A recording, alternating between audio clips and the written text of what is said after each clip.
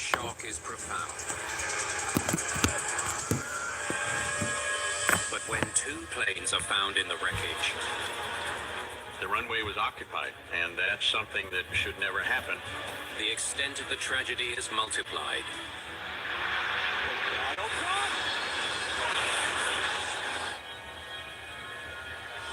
It's up to investigators 727's wing sliced right through the fuselage. to solve multiple mysteries. Why would he lie? What's that? My God. Three collisions raise the same question. How did two planes end up on the same runway Oh no. at the same time? Airplane to be on the active runway when they shouldn't. Somebody did something wrong.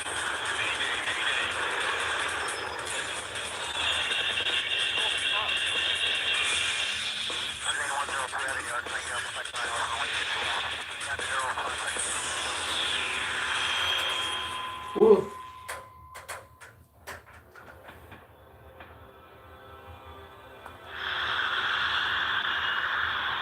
Detroit Metropolitan Airport.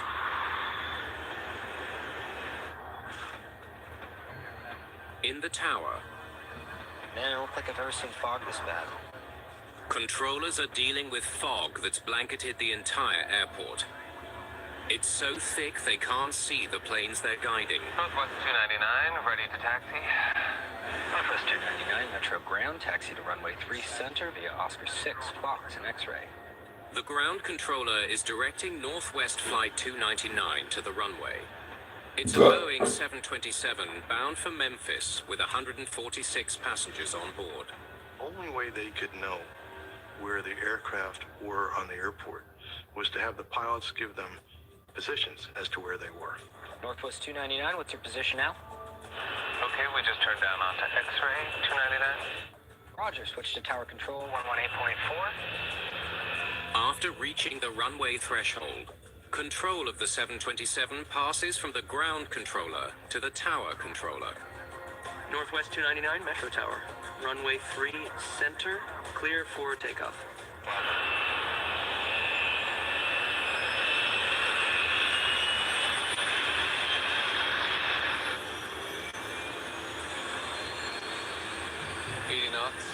Suddenly, midway down the runway, the 727 encounters the unexpected.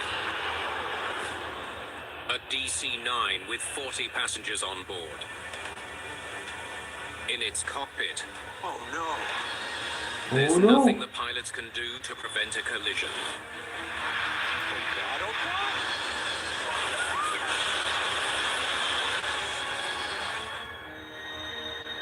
Northwest 299 at boarding. There's an aircraft on the runway and we've struck his right wing. The 727's wing has sliced through the DC-9's fuselage.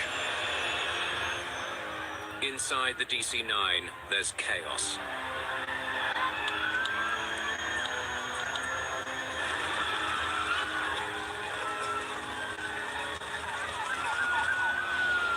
Firefighters and emergency response teams rush to the scene. No one on the 727 is injured. But the same is not true of the DC-9. The aircraft was completely burned out. The passenger compartment was gutted. The pilots of the DC-9 survived the collision, but 8 of the 44 people on board are killed. The DC-9 is identified as another Northwest Airlines plane, Flight 1482, bound for Pittsburgh. The National Transportation Safety Board launches an investigation into the accident. 727's wing sliced right through the fuselage.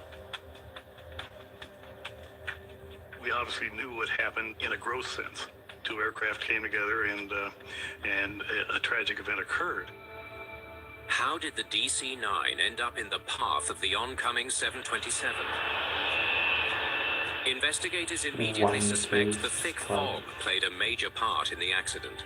Visibility was 3/4 of a mile an hour before the accident, but then it drops to a quarter mile. Quarter mile was the minimum.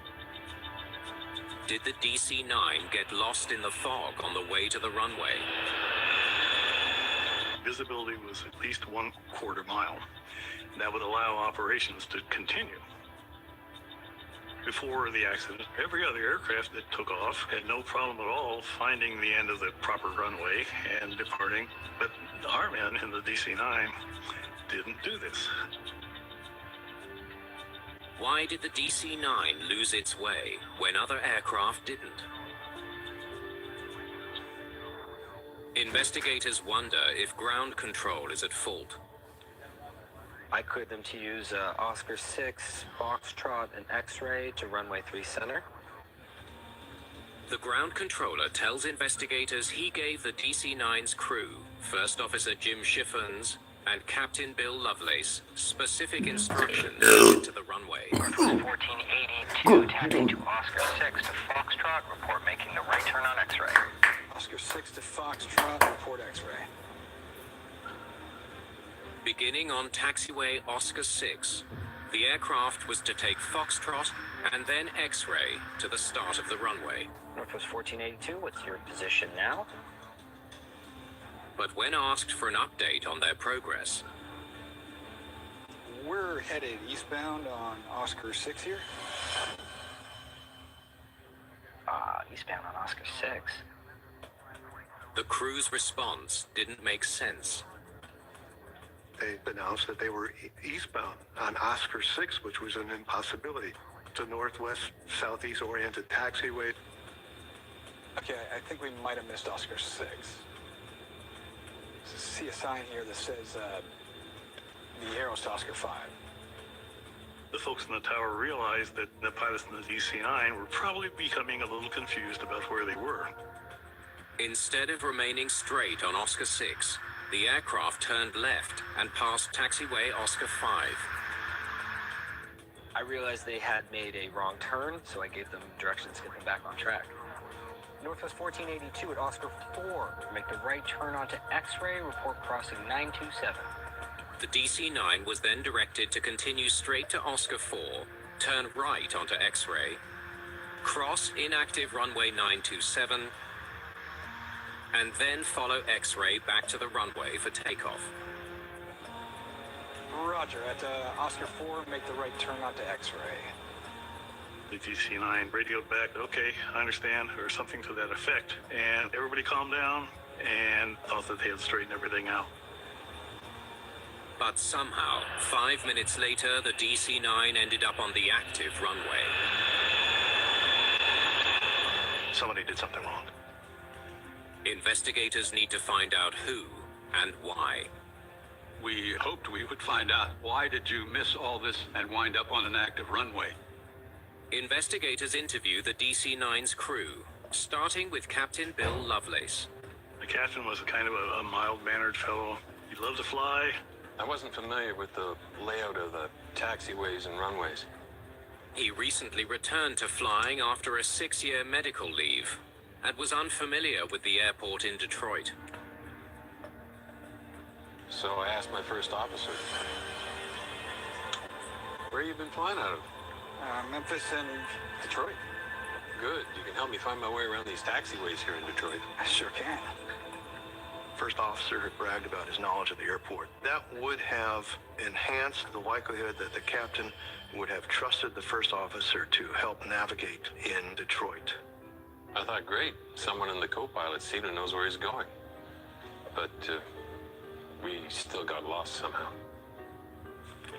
The NTSB next questions First Officer Jim Shiffens, a former military pilot who joined Northwest earlier that year. He was a little brash, perhaps a little cocky. I wouldn't say a know-it-all, but he'd been around the horn. Captain Lovelace misunderstood. What I meant was, I knew the procedures for pushing back from the gate, not the physical layout of the airport.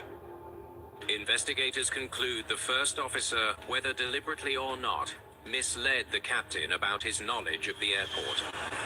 Our DC-9 crew was really not familiar with the Detroit airport. And then you bring in all the other things like low visibility. It all comes together to create a dangerous situation. Still, investigators wonder how two professional pilots could become so dangerously lost. Okay, let's see where they go. And let's confirm any directional changes with the FDR data. To trace their route, investigators combine the plane's heading changes captured by the flight data recorder with the conversation recorded in the cockpit. Before the plane starts to taxi, the team hears something on the tape that gets their attention. I've always flown with an ejection seat. I've used it twice. At the departure gate, the first officer began to boast about his military service. I got shot down once over Southeast Asia. I didn't have time to get scared. Ooh, is that right? And then, when I was flying T-38s one time, I had an engine fire. Tower controller said, "You were on fire, eject." Bam! Wow. Wow. At that time in the NTSB, a lot of us had military backgrounds. He and I were in the same place at nearly the same time, so my ears perked up. Is he some kind of war hero? Sounds like it. To bail out or eject out of two different airplanes, no, that's very rare. Investigators review the first officer's military record to verify his story. Check this out. He's clearly embellishing. It turns out that he didn't bail out of any aircraft at any time. We even have a phrase for that, stolen valor. Why would he lie? That's a good question. The NTSB needs to know why First Officer Jim Schiffons lied to the captain about his military record, just minutes before Northwest 1482 strayed onto an active runway. Investigators check his employment record for an answer. He was still on probation. So you needed the captain to give him a good report. I think the first officer was bragging to impress the captain, because a bad mark would be tantamount to not getting a career with Northwest Airlines. But did the first officer's boasting influence decision-making in the cockpit? 3 center, exit the ramp at Oscar 6. Did you get all that? Yeah, but I'm gonna need you to have... Kind of wind around here, and Oscar 6 is gonna be right around the corner here. Okay. The CVR reveals that as the plane begins to taxi, the dynamic in the cockpit changed. The first officer was correct in offering up help to the captain. This is just the way things should work. Left turn or right turn? Yeah, well, this is the inner taxiway here. We're still going for Oscar 6. So, left turn. Yeah. First officer was kind of taking on a bit more responsibility, a bit more, and then he started to direct the taxi itself. Seems like the first officer is calling the shots. We're headed eastbound on Oscar 6 here. Just as the controller said, you can't go east on Oscar 6. Oscar 6 runs north-south. Northwest 1482 at Oscar 4.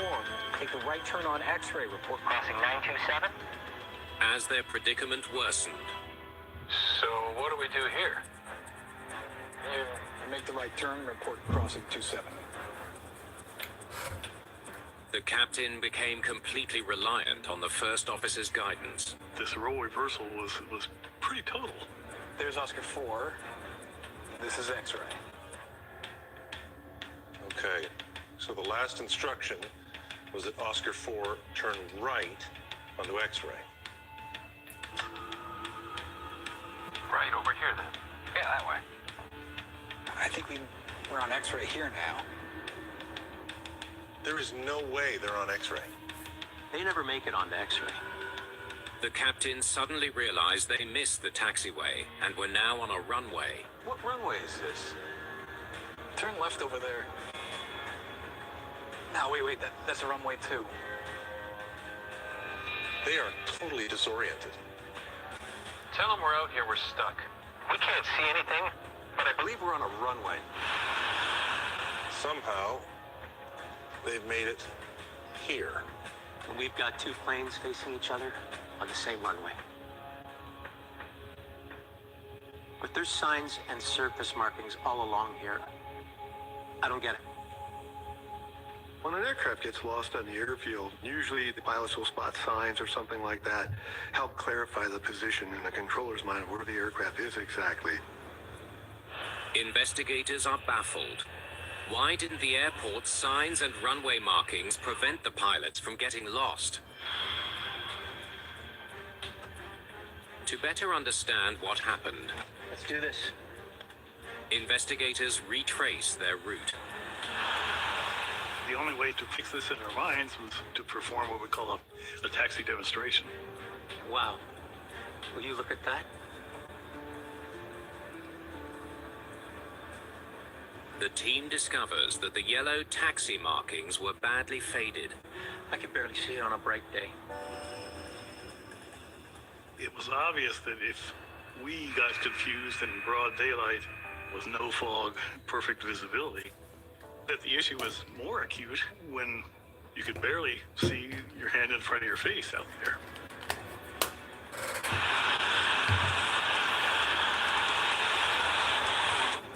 Investigators continue to the Oscar 4 intersection, where the DC-9 failed to make the critical right turn. So which way is the Oscar 4 sign pointing? Right or straight ahead?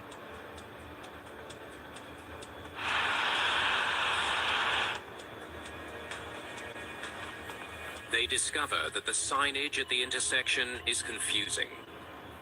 The only way for pilots to really be certain of where they are is to have unmistakable signs that offer pilots clear and readily interpretable information. Investigators finally think they know what happened on the day of the collision. Now, what runway is this? This is a runway. A dysfunctional and disoriented DC-9 crew mistakenly taxied onto an active runway. At the same time as the Boeing 727 was cleared for takeoff.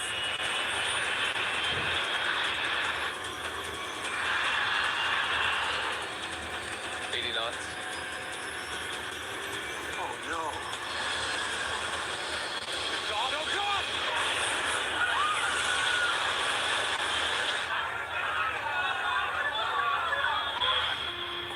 In the aftermath of the crash, Detroit Metropolitan Airport improved signage and now uses highly visible reflective paint for all airfield markings. Ground radar with audible and oral warnings as well to tell controllers of an impending collision is in place at most major airports at this point in time. That's gone a long ways to preventing actual collisions from happening. The high volume of daily air traffic poses a constant challenge for both pilots and controllers. It can become overwhelming with devastating consequences. It's just before sunset on America's west coast. US Air Flight 1493 out of Columbus, Ohio, cruises towards Los Angeles International Airport. There are 89 passengers and 6 crew on board the Boeing 737. Just confirm the visual for US Air 1493 is 24 left. That's correct. US Air 1493. 48-year-old Captain Colin Shaw has logged more than 16,000 flying hours. First Officer David Kelly is 32, with 4,300 hours of flying experience.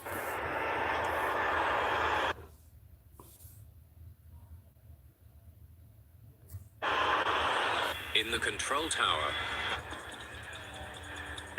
246 heading 270, contact Los Angeles departure. Night. Robin Washer is handling 2 runways, including runway 24 left.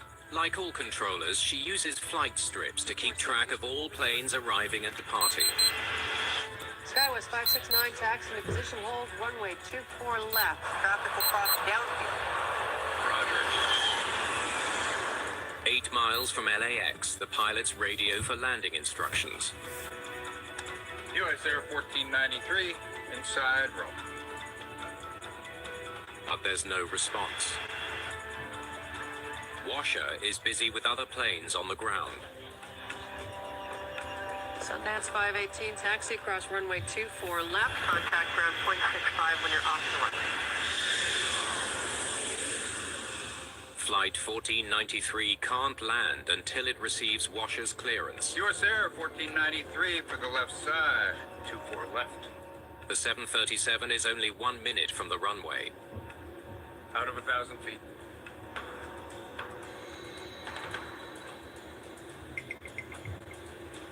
Thank you, US Air 1493. You're cleared to land, 24 left.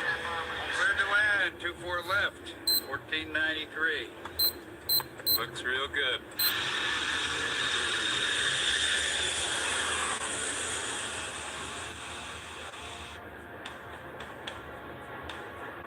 What the hell?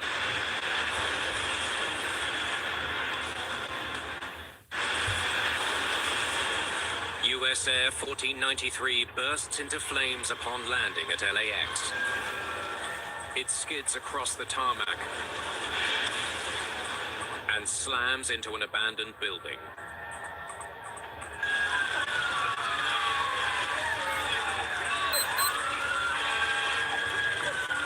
Firefighters hurry to the scene.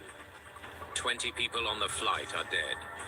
2 more will succumb to their injuries in the days that follow. As rescue efforts continue, a shocking discovery is made. Firefighters pull a propeller from the wreckage. As soon as we found out that information, we started actively looking to see what aircraft, if any, were missing. So we started looking at the flight strips that were already departed, and then we looked at the ones that were still pending. What about SkyWest 569? No, we haven't heard from them. SkyWest 569, a 19-seat twin-engine plane bound for Palmdale, California, isn't responding to radio calls. Emergency crews eventually find the wrecked commuter plane beneath the 737. It was a horrific scene. The front end of the airplane was impaled against the building. We could see parts of another aircraft underneath. There were 12 people on board. Rescuers find no survivors. The National Transportation Safety Board dispatches a team of investigators to LAX. The scenario of the accident resulted in 2 planes being on the runway at the same time. The runway was occupied, and that's something that should never happen when a landing clearance is granted. Which one of these planes was cleared for 24 left? Recordings of Robin Washer's communications in the tower might provide an answer. SkyWest 569, taxi up and hold short of runway 24 left. Roger, hold short. Moments before the accident, Washer was prepping the SkyWest commuter plane for takeoff. SkyWest 569, taxi into position and hold runway 24 left. Traffic will be crossing downhill. The pilots, as instructed, taxied to takeoff position and stopped so that Washer could clear a 3rd aircraft to taxi across the runway in front of them. Okay, 24 left, position and hold, SkyWest 569. Okay, stop right there. SkyWest 569 followed Washer's directions. All right, let's keep going. Wings west 5006, taxi across runway 24 left. Next, Washer instructs the plane in front of SkyWest 569 to cross the runway. Wings west 5006, taxi across runway 24 left. But there's no response from that plane. Wings west 5006, ground, tower. It takes nearly a minute for Washer to re-establish radio contact. Wings West 5006, on frequency again. Change radio. Sorry about that. They advised her they had inadvertently been on another frequency. 5006, you're back with me. Yeah, we didn't mean to switch radios. We're on now. And that created a distraction for the local controller. And that's when US Air Flight 1493, still a minute from touchdown, requests clearance to land. US Air 1493 for the left side, 24 left. Thank you, US Air 1493, you're cleared to land 24 left. A US Air 1493 was cleared to land on the same runway during the time that SkyWest 569 was still sitting in position on that same runway. Cleared to land, 24 left. 1493. It's a mistake that cost 34 lives. The team now needs to find out from Robin Washer what went wrong. I couldn't find the flight progress strip. Washer explains that as SkyWest 569 waited on the runway for permission to take off, she was distracted by a third plane requesting clearance to depart. Tower West 5072 is ready for takeoff. Wings was 5072. I need a strip for Wings was 5072. I couldn't find the strip, so I asked my supervisor to help me. While Washer looked for the strip for Flight 5072, she forgot she had already moved SkyWest 569 onto the runway. US Air 1493 for the left side. And then she cleared Flight 1493 to land. Thank you, US Air 1493. You're cleared to land, 24 left. What the hell?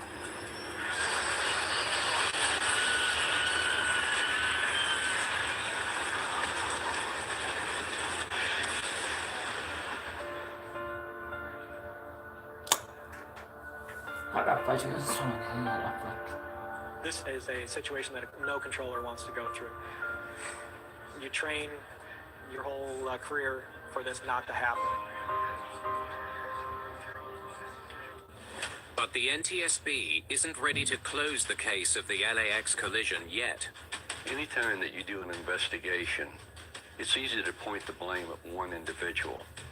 What you want to do is to say, why did this occur, and what can we do to prevent a reoccurrence?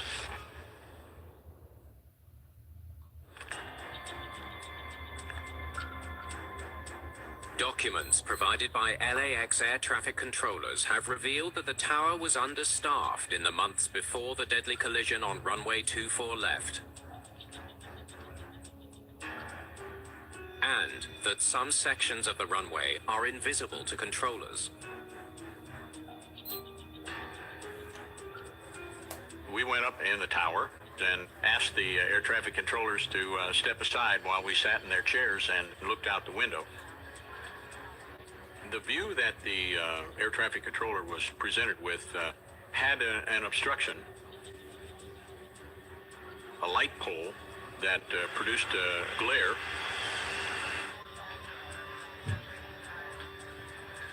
The investigation also discovers that ground radar systems used to track planes while taxiing weren't operational on the day of the accident. You're holding short, is that correct, sir? Yes, ma'am, we're holding short. It was in constant out of service, in service, out of service, in service, and gave the management a lot of trouble. Los Angeles Airport has always been known as one of the #1 runway incursion airports in the system, and changes were overdue. In the months and years following the accident, improvements are made to air traffic facilities to make the airport a safer place. The equipment we're using at Los Angeles Tower today gives the controllers the tools they need to make sure that the runways are clear. Without those safety measures in place, Robin Washer was able to lose track of the situation, something that should never happen in a control tower. Linate Airport, Milan, Italy. It's just after 8 a.m. The runways and taxiways are shrouded in a dense fog similar to that which covered Detroit Airport 11 years earlier. Alitalia 226, cleared for takeoff, 36, report when rolling. Even so, planes take off every 2 minutes. Linate Buongiorno, Delta India Echo Victor X-ray. Requesting start. Delta Victor X-ray, you're cleared to start your engines. Paolo Zacchetti is the ground controller responsible for guiding flights to the start of the runway. Taxi north via Romeo 5, calling back at the stop out of the main runway extension. Scandinavian 686, taxi to holding position, Cat 3. Scandinavian 686, taxi to holding position, Cat 3. On the way to the runway is Scandinavian Airlines Flight 686, a Boeing MD-87, bound for Copenhagen, with 110 people on board. Taxi holding point, Cap 3. The captain is Joachim Gustafsson. Yeah, He boy. has been with SAS for more than a decade. Scandinavian 686, your position, please. We still haven't reached the main taxiway, Scandinavian 686. First Officer Anders Highlander has been flying for the airline for the past 4 years. The SAS crew were very highly experienced pilots, so wouldn't ask more for 2 qualified pilots. In such thick fog, the pilots rely on Zacchetti to guide them to the runway. Scandinavian 686, your position, please. Now you're on the main taxiway. Yes, now we are entering the main taxiway, Scandinavian 686. Flight 686 turns off the taxiway and onto the runway. Disaster. Zacchetti hands the flight off to the tower controller. Tower, buongiorno, Scandinavian 686, sequence to 36 right. Ciao, Scandinavian 686. The wind is calm. Report rolling when airborne squawk ident.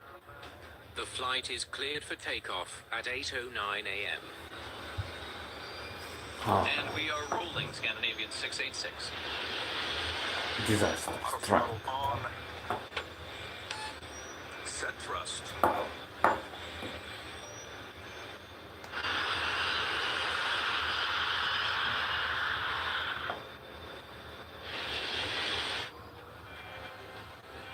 V1. Rotate.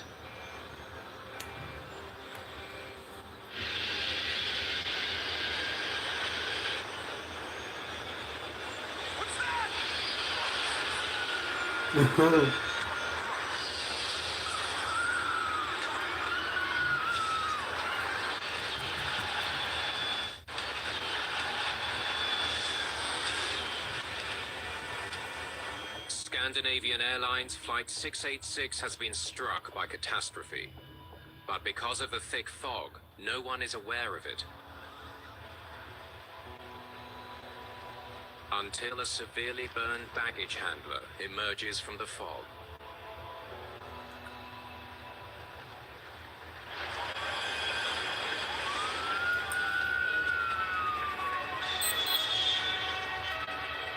And we want to know what happened on the runway.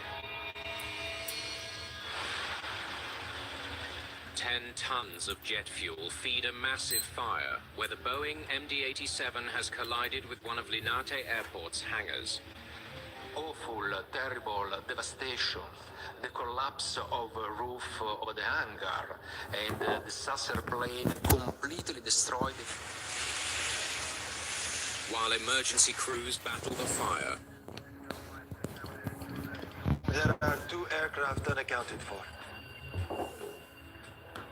ground controller Paolo Zacchetti realizes a 4-seat Cessna Citation is unaccounted for.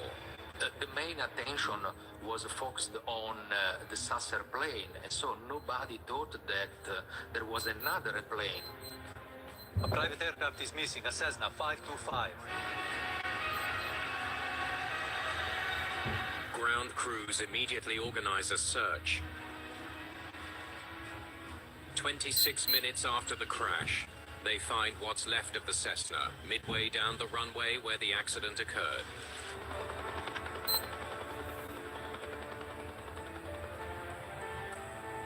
The disaster has claimed the lives of all 110 people on the MD-87, along with 4 on board the Cessna. 4 more were killed inside the hangar.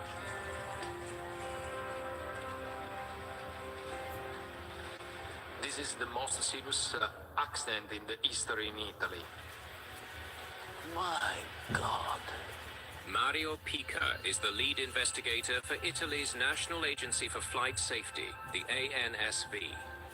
It was mandatory to find out really what happened and find the reasons that could help us to avoid it happening again. The Swedish Accident Investigation Board also sends a team to Milan. We were called to be part of the investigation as it was in the Scandinavian Airlines plane. Here's what we know so far. The MD-87 Measuring the distance, we ascertained that the MD-87 had traveled for about 40 seconds and gone 1,500 meters before striking the Cessna. Here? Did the SAS pilots have any warning that another plane was on the runway? Weather. Weather reports show visibility was only 160 feet at the time of the collision. V1. Rotate.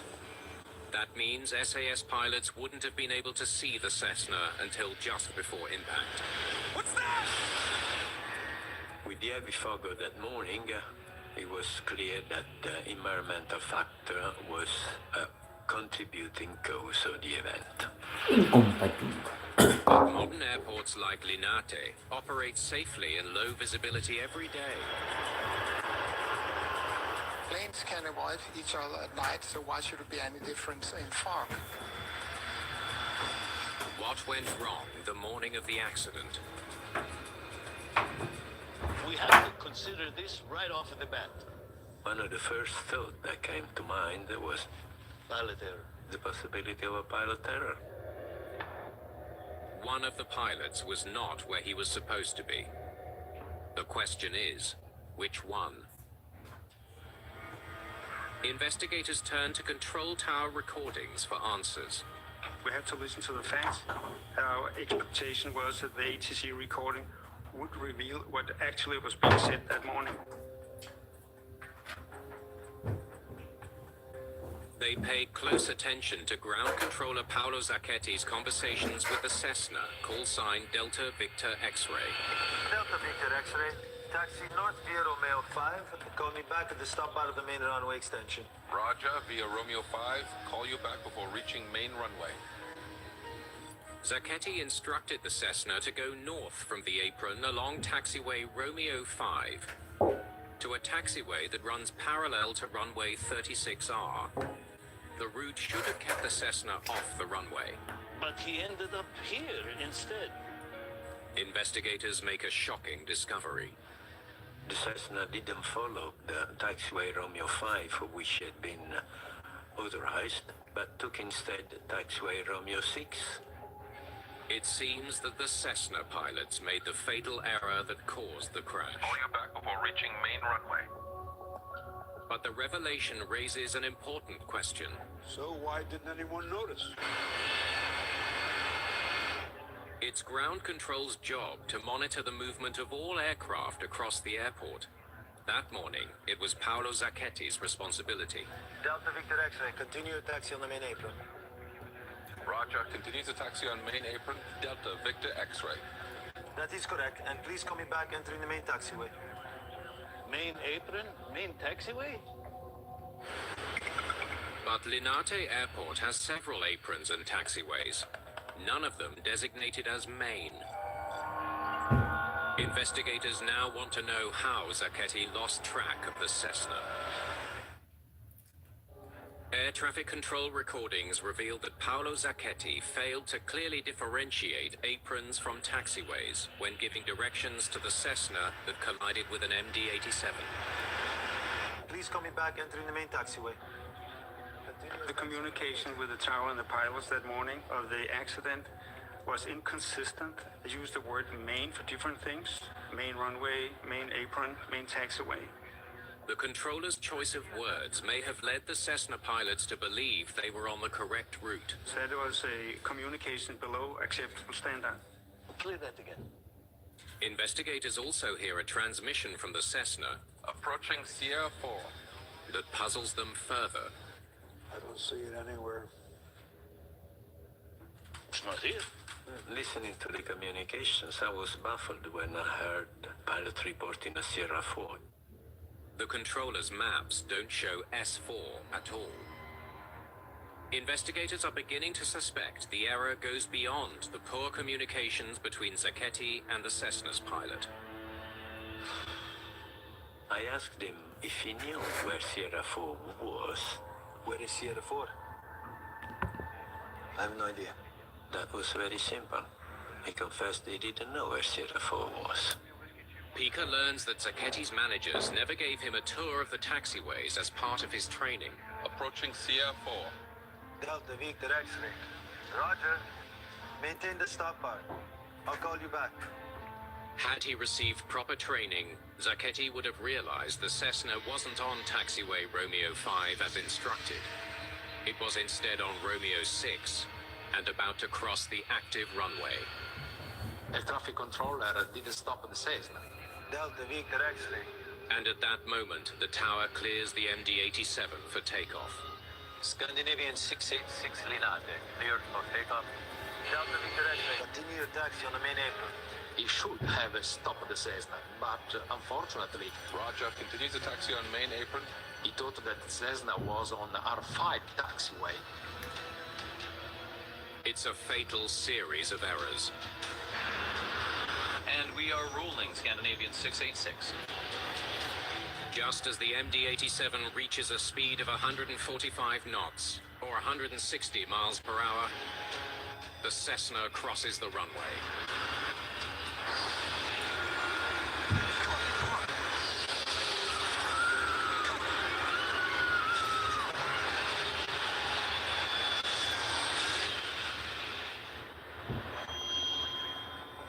Investigators now have a picture of the events leading up to the disaster.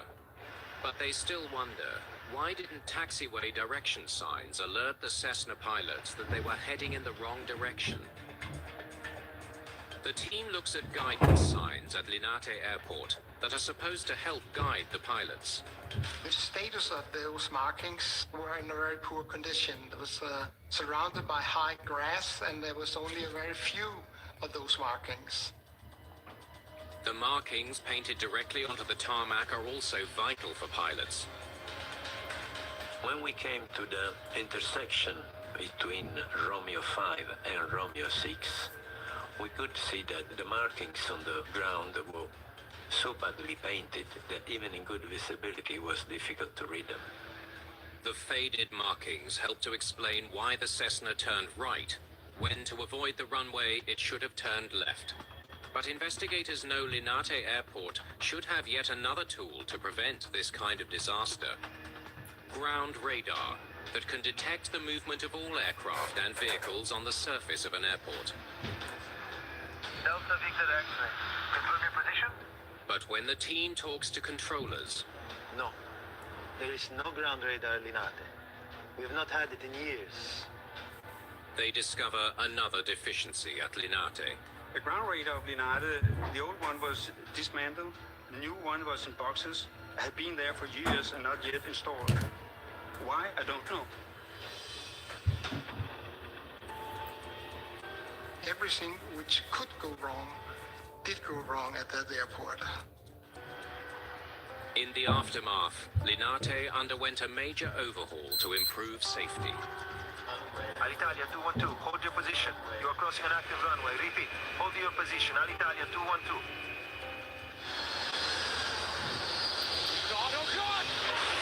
Changes brought in after 3 catastrophic runway collisions What the hell? have made the chance of a runway disaster far less likely. What's that?